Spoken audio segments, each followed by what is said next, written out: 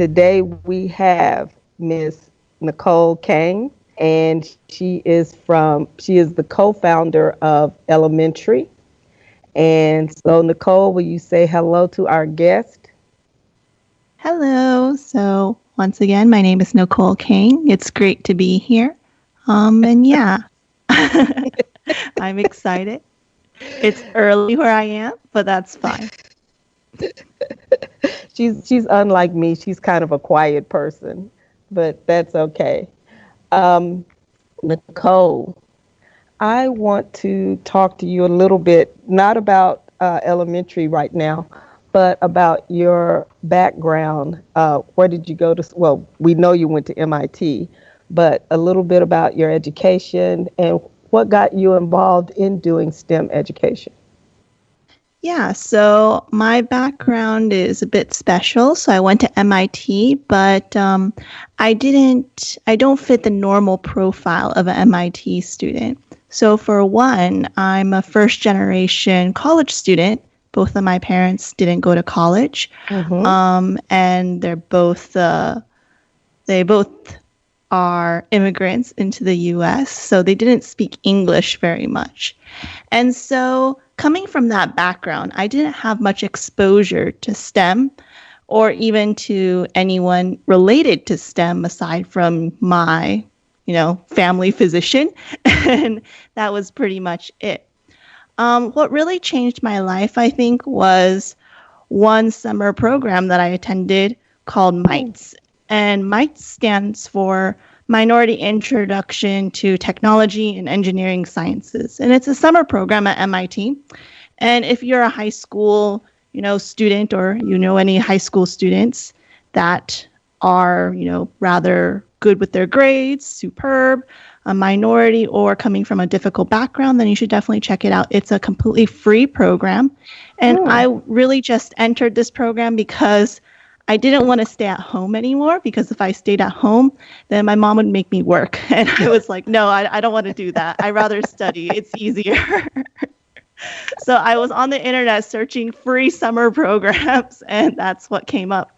And it's a really great program. And that was the first time that I ever really experienced like being in a place where science and math and stuff was actually a focus and something that was applauded by people. Prior to that, I was actually planning to become a musician. So quite a big change from my original plans. I was always a teacher. So I taught Taekwondo when I was like 7 years old, because that's what my family business was. I branched out, obviously, once I entered university, and I taught mostly mathematics. So I taught like calculus for a bit. And I also ran STEM summer and winter programs in Jeju, South Korea during my time at MIT. So that's when I was doing STEM stuff. And they were for elementary school students. And we did a lot of fun projects, everything from catapults to roller coasters to ice cream to things that are messy and fun to clean up. So it was great. The kids had a great time, because in Korea, it's very strict to their education system, and they don't really have time for fun. So it was really their first time that they really had fun, and they're like, huh? MIT students are teaching us how to have fun with science? What is this? I thought it was supposed to be serious. So yeah, it was really great. I brought basically a team of around between 12 to 18 teachers from MIT and Harvard to go to Jeju to teach two camps. One was the STEM camp, and the other one was a debate camp. And that was kind of my entrance into teaching in a normal classroom setting, aside from, being a calculus teacher. So that was more fun. And after I graduated from MIT, I ended up doing research. Well, I was always doing research in education, but it was more on the game side. And when I graduated, I did more research in education on the language side of things. So that was kind of my background. I was a teacher, educational researcher. I'm really passionate about games. And I think that was all of those things came together and became the background and the the foundation of what became elementary, which is the platform that I am working on now, because it combines together my background in STEM and like coding, because like Scratch, for example, is from MIT, and I was pretty kind of involved in that period of time too, working on things that were blockly and on computational thinking. And on top of that, my literacy research side, which is when I graduated from MIT and I went to Taiwan to do stuff in language acquisition. So it kind of brings those two things together, and also my own passions in trying to create interactive content, things that make, just learning more fun and playful. So that's a long story about me, essentially. That was not at all a long story. So, but I forgot you were in South Korea also, because I was in Jeonju, but you were on Jeju Island. Yep. I know. Oh, I love that island. It's so nice and it's so pretty and so colorful, and they have the best restaurants there. Oh yeah, you won't get it's started. great. It was great. But so based on everything that you've told me, how did you get in? I mean, why? Well, how did you start elementary? And who is the other founder? Because you said you're the co-founder. Yeah, so it actually started as part of my thesis for my master's program, because my master's was in creating, I don't even remember what it was, but it was something with digital learning and creating interactive game experiences. Mm-hmm. And the problematic was there aren't that many platforms out there that allow you to create actual game-like experiences unless you code it from scratch. And for sure, you can't get data from any of your students at all whatsoever. So that was kind of the problematic I was facing, because if you use things like InDesign, or back then there was the Apple Book Creator or anything like that, then you're kind of limited in what you can do. So I was very frustrated with current publishing software, and that was kind of the motivation behind elementary, which wasn't called elementary at that time. But after a whole bunch of twists and turns, we added a lot of new features, and we added just also a different angle. Because now when you go on elementary's website, the whole focus is on not on teacher creation, which was what I was working on at first, but on student creation and getting students to write and code. And we also, of course, added a whole bunch of illustrations and sounds to help with that process. So, yeah, my co-founder, his name is David Lee. So he's the one who does most of the product development side for creating the authoring tool. I also code, but I code mostly back-end stuff and website stuff. So it's like the boring logic stuff and like how to create accounts and things like that. It's not very fun. He does more of the actual, like, what makes elementary, which is the authoring tool of creating your story, adding the code, getting all the cool interactions to work, things like that. So we work together, and we've been working together now for 4 years. So that's kind of like how and at that time he was working for a big company, like Bolloré Logistics, and he was being tired of being a employee and living the employee life.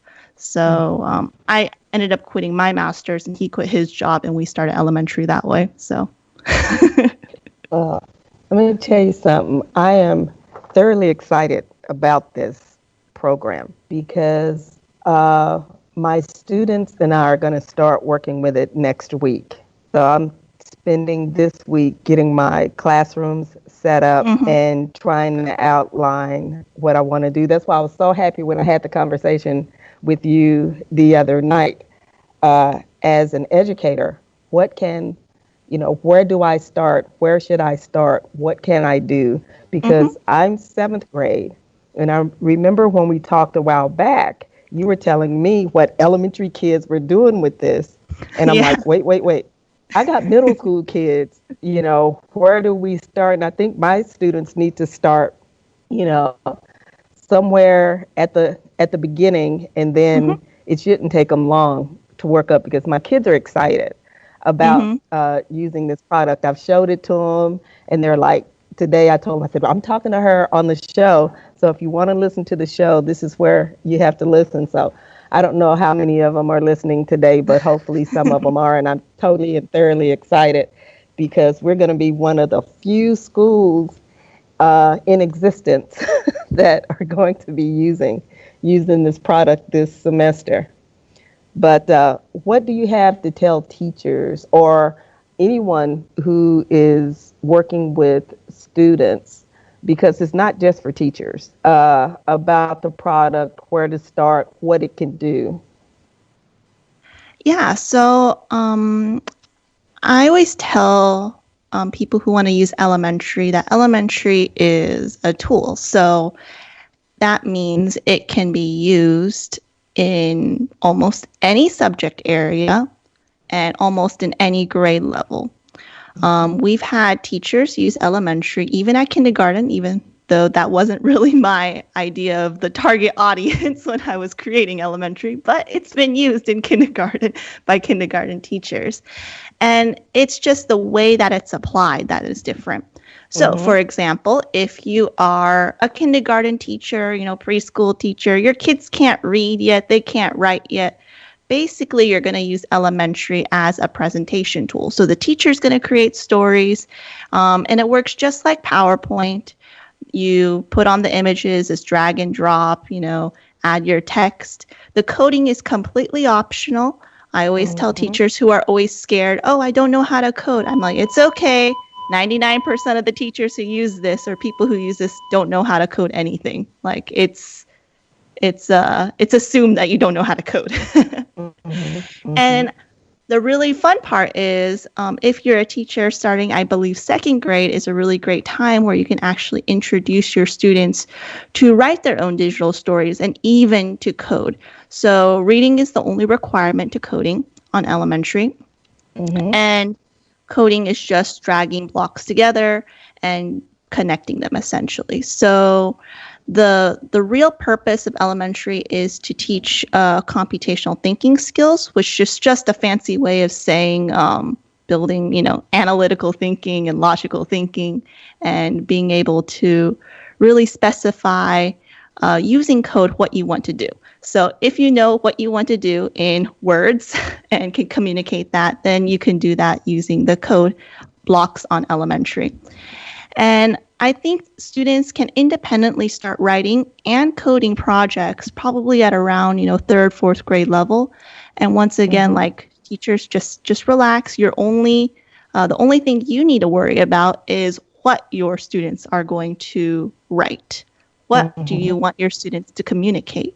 So this can be anything from a simple about me book all the way up to something like a research project like the water cycle. So you Ooh. have a huge spectrum of what you can do. People think that, elementary can only be used for, creative purposes. Yes, they can be used for creative purposes, but you can use it also for, you know, anything else that you do with writing. So you could use it for persuasive, like if you want to do writing persuasive essays or topics, if you want to do something with informative writing, with research skills, those are all possible. Like it's just a tool, it's just a canvas. Instead of paper, you're now using elementary.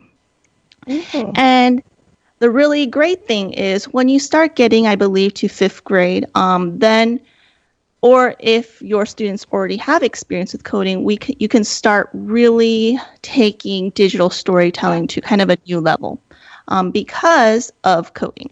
And what I mean by that is stories no longer have to be like an enhanced PowerPoint. They can Yeah. actually be a game. So when I talk about games, I talk about things like variables.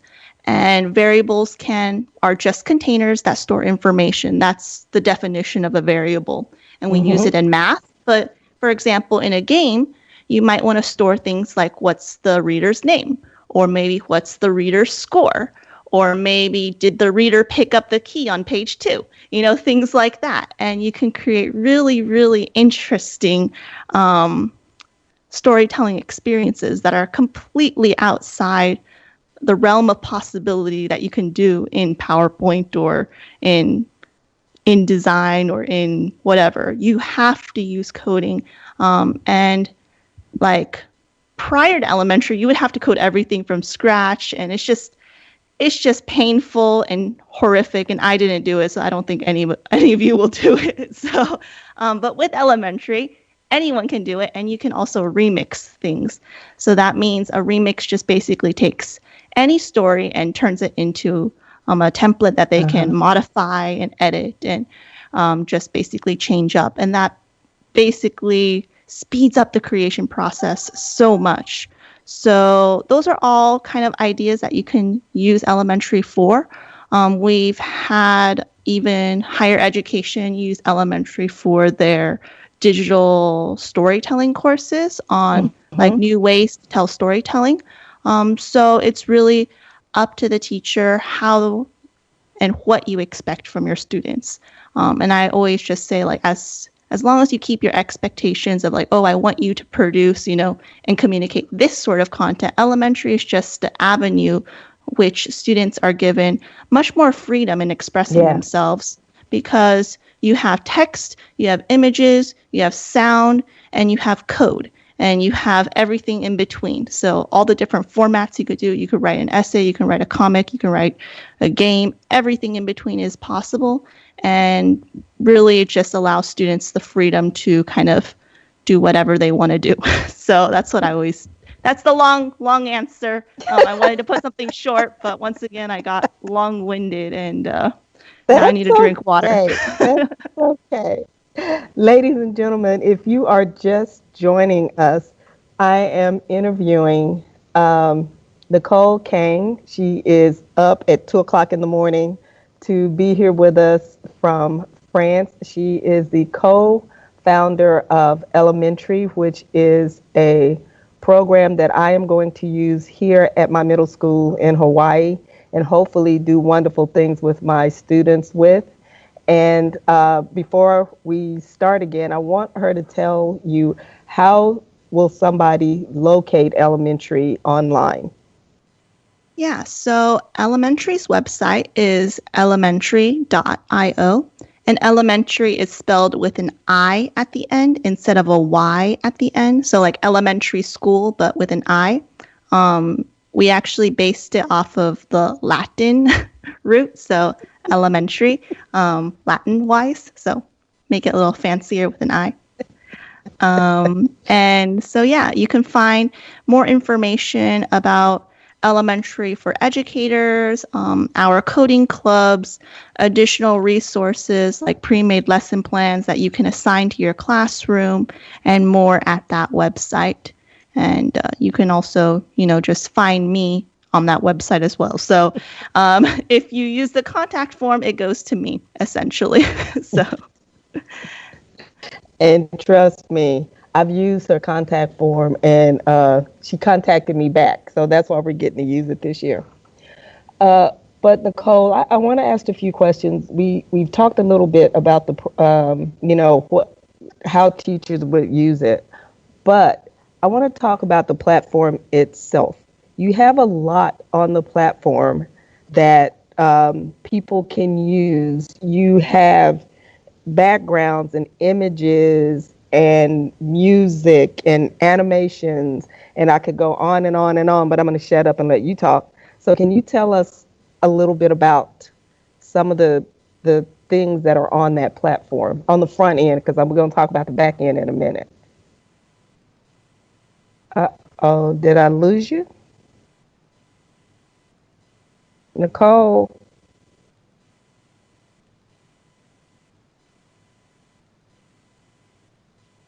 Hold on. Angela?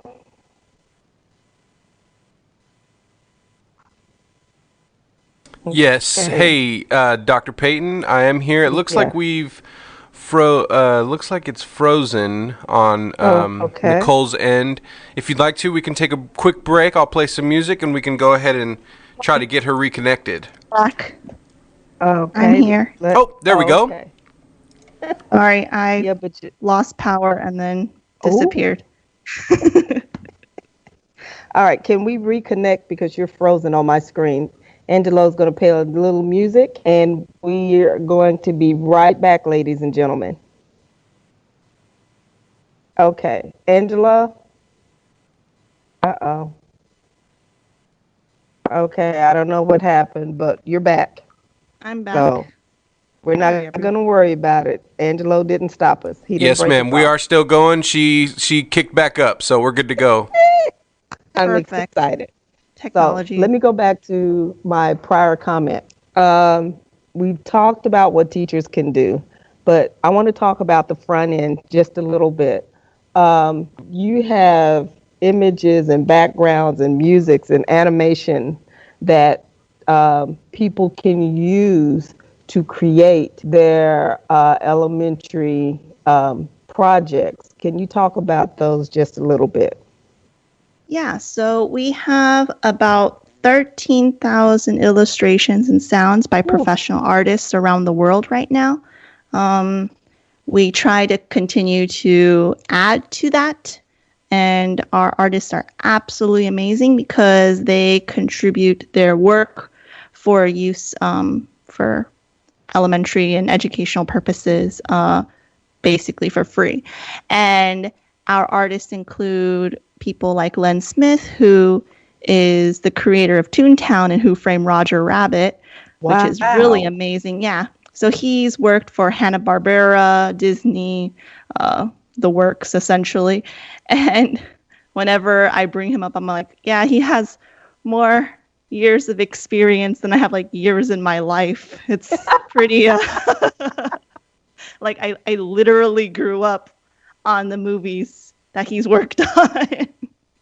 Like this, like I was like what 5 less than for some of his movies.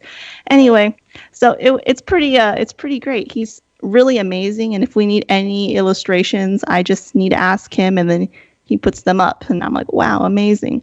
Another one we have is Richard Walsh, and he also is super experienced. He worked on like this. He was like the senior designer for Math Blaster and Reading Blaster series, like when they first came out, and I'm like, I grew up on those too. So we're really blessed to have so many illustrators contribute their work. And basically, we're trying to build a community for artists so that when they contribute their work and when their work is used, they are automatically credited and notified whenever, their work is used in a story that's published.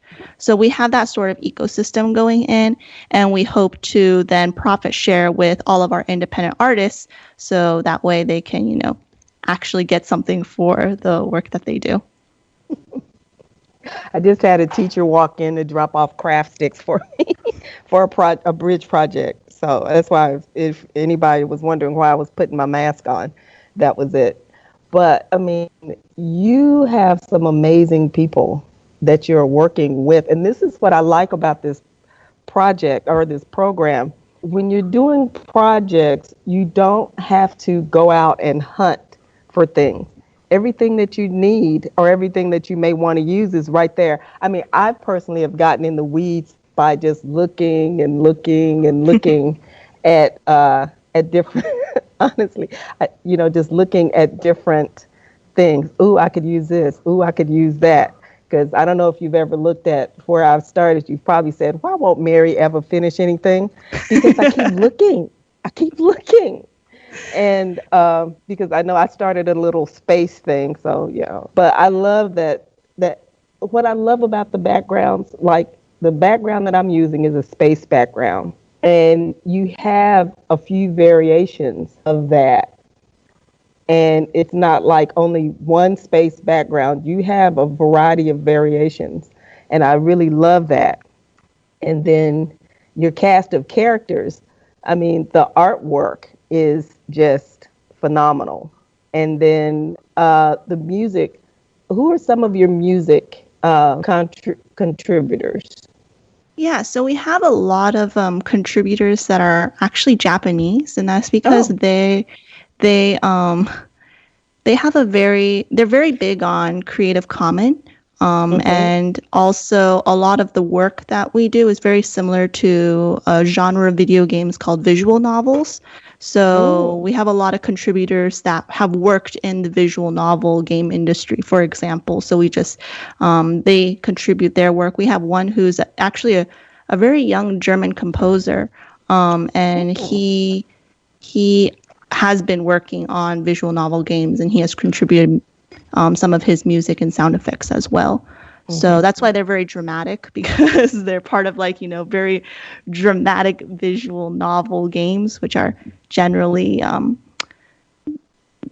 visual novels are basically anime version of a choose your own adventure, and Mm-hmm.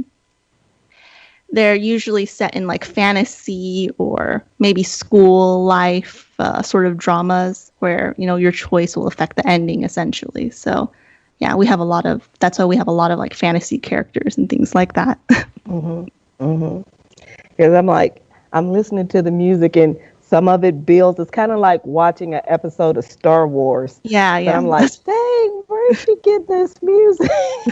Yeah, so that's But why it's very dramatic because you have a lot of those build up intentions and those like fantasy style visual novel games. well, now Nichole, we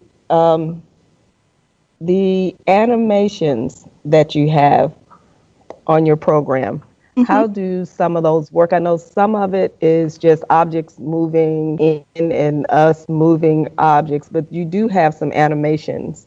Can you tell me a little bit about those? Yeah, so animations can be split into two types. The first type is the technical term is a skeletal animation, and it's Yeah. basically like when you see their appendages move, essentially. So they're actually running or they're actually moving their head. Those are all skeletal animations, and they're most prominent in video games once again. So we take a lot of our inspiration from video games. And so we do have a couple animatable characters. The first exercise or tutorial you'll be met with is how to make a dragon fly. So his wings move and I've he done that one. moves. And all the kids are so excited when they get their dragon to fly. And that's your first piece of code that you'll actually write on elementary. And we have a couple more, including like some customizable characters, a boy and a girl that you can customize. We really want to put more on, but it's just we're a tiny team, so we have only so much time that we have to, prioritize in certain Yeah. places and others before we can actually continue because we have a lot of artwork that's like kind of built up over time. We just haven't gotten around to putting it all up yet, unfortunately. So same with the Mm-hmm. animations because we actually do some of the animations ourselves. So it takes time to just do. So that's the first style of animation that you can do. And the second type of animation is basically like PowerPoint style animation. Like you Mm-hmm. can move things around the page, you can scale them, so make them bigger or smaller, rotate them, make them bounce, make them blink, things like that. And that's all, once again, all the animations are done with the code. So if you want any animations, you will have to code. But coding is just a way to make your story cool. It's not really required. And the kids will pick up on it in no time and teach each other. So, Mm-hmm. Mm-hmm. And that's what I totally enjoy just playing some days. Now we've talked about the things that you already have on the platform. What can people add to the platform, like their own voice or they can record things? Can you tell us about that? Yeah, so you can record your own voiceover, and this is for all plans. For premium plans, so if you pay, then you can also upload your own images. So this can be really good for if you're doing anything with photography to if you're doing anything with digital art. You can have kids upload their own artwork. I've also heard some really great cross grade level collaboration ideas, once again from a couple kindergarten teachers, which was how can we actually engage our really, really young students to be part of, a digital production? And one of the ways would be having the kids that are too young to maybe write to draw an image, and then have the older kids take that image and add it onto elementary and create the digital story for the kid. Those are all different ways that you can go about it. And the remix feature is really powerful to just make, different versions of the same story. So, for example, if you want to take the cross-grade collaboration, you can have the first grader create the story with just, text and then publish it. So it's just a simple picture book. Then maybe the second grader comes in and remixes the story. So takes it as a template, copies it, and then they can then code it to have a, some sort of animation or a voiceover or background music, things like that, and create a version 2 of the story. So you can do things like that with remixes that are pretty fun. And basically we allow, like I said, your own images and illustrations if you are paid. And of course, VoiceOver is available for all users for free. And the only format that we don't allow is we do not allow videos.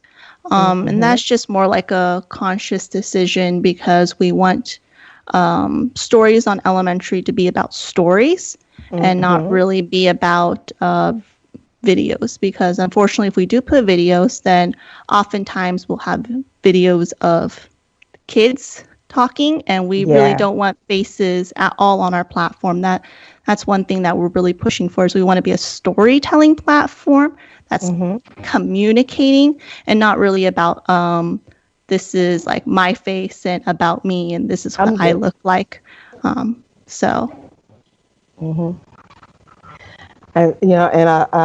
like that. And we talk about that sometime. Is having the kids produce a product. I mean, it's just like with, the books that I write. They are a story about events, about STEM adventures and things like that. Now, we've talked about the front end, and you can do a lot with the front end. Like you say, the front end can be like a static, movable PowerPoint. But I want to talk about the back end now. Yeah. The coding piece. Now, are you like one of the geniuses of the coding piece? Because you say that's kind of, you're not the front face type person. But can we talk about that a little bit? Because I sit there and some days I'm like, why do I need to have this many start blocks? I think it's a start block. It's something that begins. On page start. I should only page start. Why do I have to have a page start for every time I want to do something? And I asked you that question the other day, and you're like, no, not really. If you're on the same page. So can we talk about the backside coding a little bit?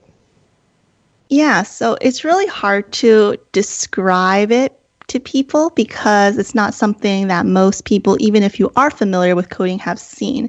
So when people think about coding for K-12, we think about code.org and Scratch, things that use what is called Blockly. So Blockly is a type of code, visual coding that allows you to snap blocks together.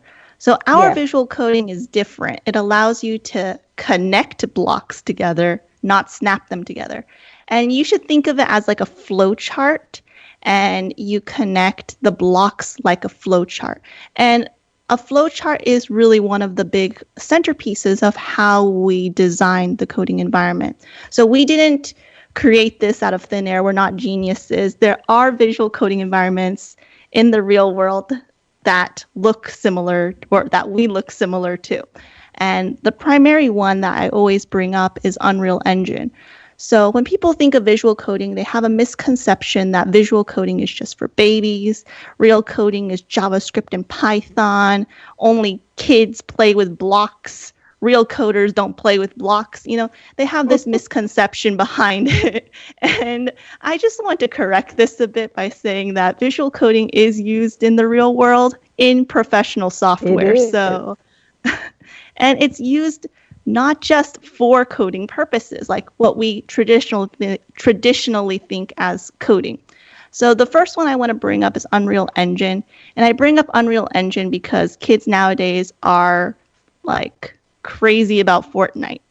And Unreal Engine is actually the engine that developed Fortnite. So that's one way that you can always get your kids excited because you're like, hey, you know Fortnite? Well, this is the engine that made Fortnite. And guess what? It has a visual coding environment in it where you connect blocks together. And hey, look, Elementary looks kind of similar to this, you know? Wow. So that's one way that you can kind of get kids excited.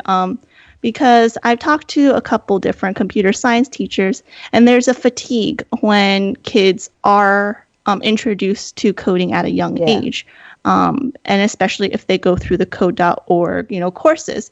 I mean, if you just do an hour of code here and there, they're not going to get that fatigue, obviously. But if you're doing every single day for multiple years in elementary school, it's like doing a lot of math problems over and over again.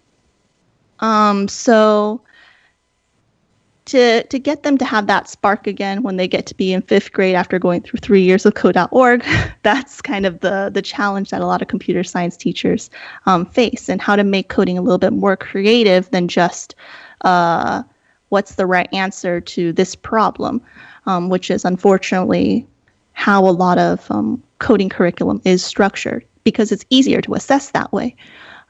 Like if you create a story on Elementary and you code it, there's no real right way to code your story. It's a lot like when you talk about user design or user experience, there's no right way of putting a button or having a button colored a certain way.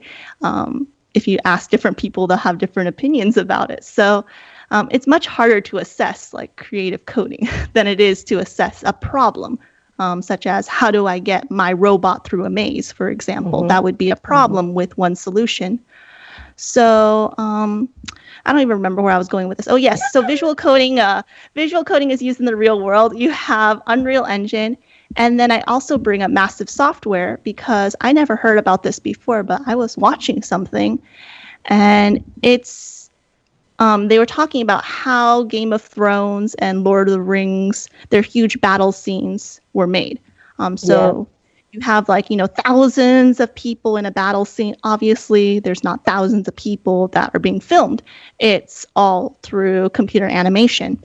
And the way that they actually animate people is through using a visual coding environment. They don't actually code completely in text because a lot of the stuff is rather repetitive. So they made a visual coding environment to make things easier to code the animations. So that's just one of the things that I always bring up, because so often we think that real coding is text-based coding when it's completely not the case. And it's something that we as educators need to keep in mind, because just because a company says real coding is text-based coding doesn't mean that it's actually true. So I always bring up those examples. And in elementary, we try to teach computational thinking concepts and vocabulary in just basically throughout the event graph. So for example, when you go onto Elementary's event graph, which is the back side of the page, every page on Elementary has 2 sides: the front side, which is basically your PowerPoint layout design side, and then you flip the page to the back, which is the back side called the event graph, where you code. So when you go to the event graph, you'll notice that we'll use vocabulary like functions, events, logic, and those are all used in computer science. We try to keep our vocabulary as close as possible to computer science vocabulary, because I do believe it is important for students to be familiar with and just experience it, even if they're not learning computer science per se, that they're using the right terms. So for events, you mentioned it before, we have like an on-page start block. So basically that an event is telling you when you're going to do something. So on-page start is an event that we have. On click, on drag over. Those are all common events that you can use to trigger your program. So whatever interactions you want, animations you want, things like that. So it's really hard to visualize. So I really do recommend that you just go on to elementary.io. Maybe check out the video there. They have a couple videos, and just see for yourself what the event graph looks like, because explaining it is so hard. Like I remember before elementary was actually, up, we had just paper with our concept and our ideas on it, and trying to explain to people what it was all about was an absolute nightmare. They were just like, it sounds cool. I have no idea what you're saying. And trust me, every time I go on, I just kind of play, and I have learned just all kind of things. And the tutorials. Oh, y'all, if you're just joining us, I am talking with Nichole Kang. She is the co-founder of Elementary, which is a phenomenal story coding program that I'm going to be using in my school this year. But I had a thought in my head, and I think it just went out. When you get my age, things just fly in and out like crazy. But there's something about this program that I just find its ease of use, the information that you can do with it and put on it. It can be used in every subject. And so it just depends on how you want to use it. Now, we've had some conversations lately about doing escape rooms, and you were saying the other day you were looking at doing some gaming. Can you tell me a little bit about either one of those, whichever one you're comfortable with? Yeah, so escape rooms are super popular right now, from teachers who want to create escape rooms for their students. But I'm now arguing that students should create their own escape rooms for each other. Because first of all, it's way too much work as a teacher to do everything. And second of all, your kids will have way more fun creating their own than playing yours, probably. Sad to say, but it's probably true. So I have done workshops with teachers to create escape rooms. I have an escape room template that they can use, and also there's a worksheet resource that explains basically how to use it. But the very basis of an escape room is, if you're unfamiliar with it, it's basically originally a game where you need to escape the room. So we think of escape rooms as being in the physical world now because they're popularized in the physical world, but the original term escape room came from a video or a computer game, and the concept has been around since text adventure games and point and click games. So we're just bringing it back to the computer with Elementary, and you can create very simple ones where you click on different objects, they redirect to different pages. That's the basic example. But then you can go one step further and have input fields. So we have an input field on Elementary where the reader can type in an answer. So when you think of that, you're like, oh, you could make a free response question. Yes, you can do a free response question. Or you can add a code that the player needs to type in. You can do all sorts of things where maybe you have the message hidden away in your story, and it can only be triggered if certain actions have been performed. And then based upon that message, you'll get a code that you have to enter in to go to the next page. There's a lot of different options. And if your students are middle school and above, then that's a really great a really great project that you can do. So right now with my, I run a coding club now, weekly coding club. I have one that's from grades 3 to 5. They're called Storytelling Coders. And we meet Mondays at 10 a.m. Eastern time.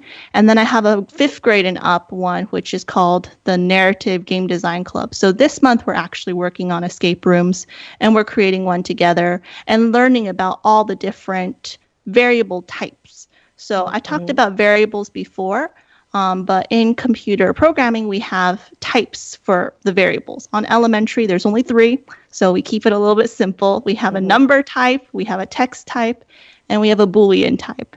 And Boolean is just a really fancy word that means true and false, true or false, or yes or no, or 1 or 0, whatever you prefer.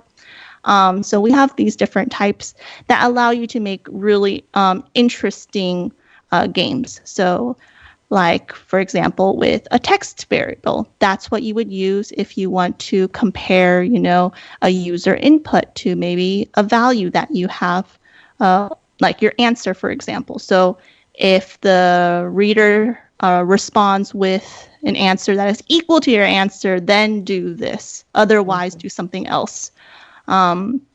And then maybe you want to add a number variable. So number variables are numbers. You can increment them. So increase by 1, decrement, decrease by 1. And this is most useful when you're trying to keep a score, or if you want to have a character stat. So like in a lot of role-playing games, you might have like, the character has an intelligence of 7, and if his intelligence isn't high enough, then he won't be able to, read the magical spell or something. You can do really crazy things like that. Or one of the favorites for the kids, obviously, is, oh my God, his strength is 0. He tries to fight a slug. He loses. The end, something like that.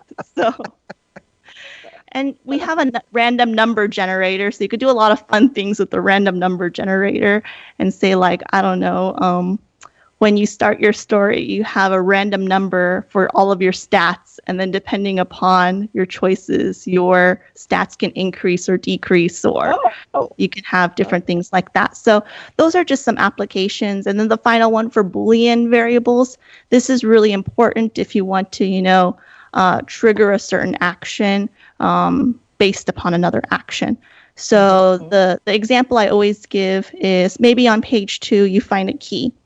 Do you click on the key or you don't click on the key? If you click on the key, maybe the key disappears, and then you picked up the key per se. So your variable picked up key is now true.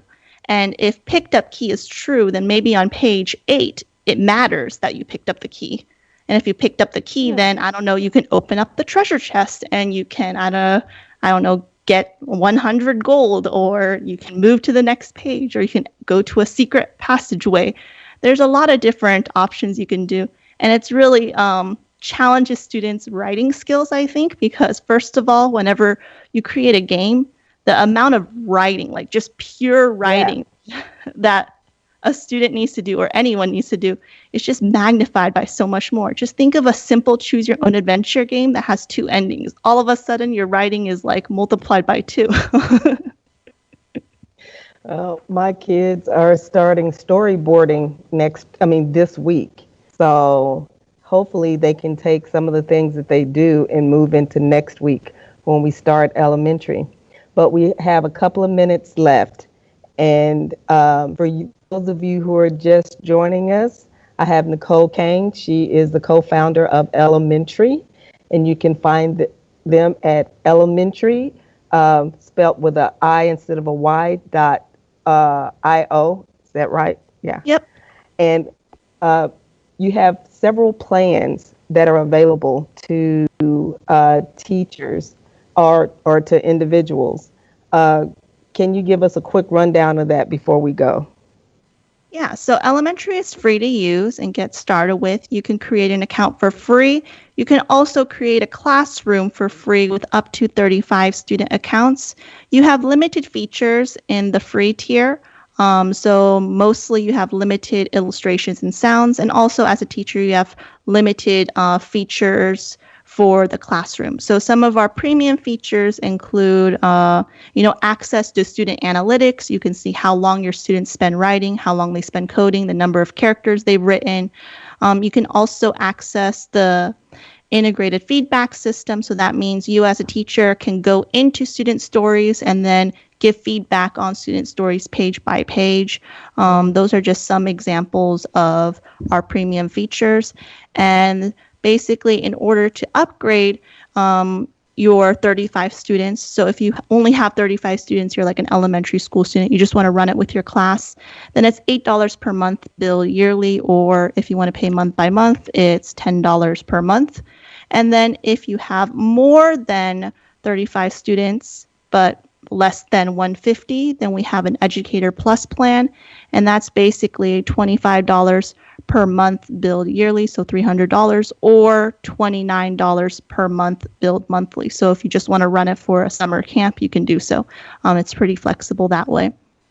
And then if you have more than 150 students because you're, a library media specialist, or you're a STEM specialist that sees literally all the kids, or you want to run it for maybe 3 grade levels. We've had some schools do that, like, I want to run it for the 5th grade and 6th grade and 4th grade or something. Then we have a custom pricing. So there's just a calculator. It gives you an instant quote. Basically, it starts with $2 per student per year. And then depending upon how many students you have maybe a discount. And then if you want, you can also add PD options. Those are available as well, but it's not required. So that's basically the rundown for the pricing. We hope it makes it flexible for kind of all teachers and use cases. And of course, you can always use it for free for 35 student accounts or stations if you are face-to-face. Okay. Well, Nichole, this has been a great show. I want to thank you. Thank you for coming on. And I'm going to keep you abreast of how elementary has worked in my class and with my students. And I'll probably be emailing you and asking you a few questions. No problem. But I want to thank you so much for coming on to the show. And please do not let this be your last time. So, hey. Well, it was great to be here. I mean, I was sleepy at the beginning, but now I'm like, let's go. I know I keep staying in a little bit of trouble because they're like, you need to go for another hour. No, because I have other stuff I got to do. But ladies and gentlemen, this has been All About STEM Radio.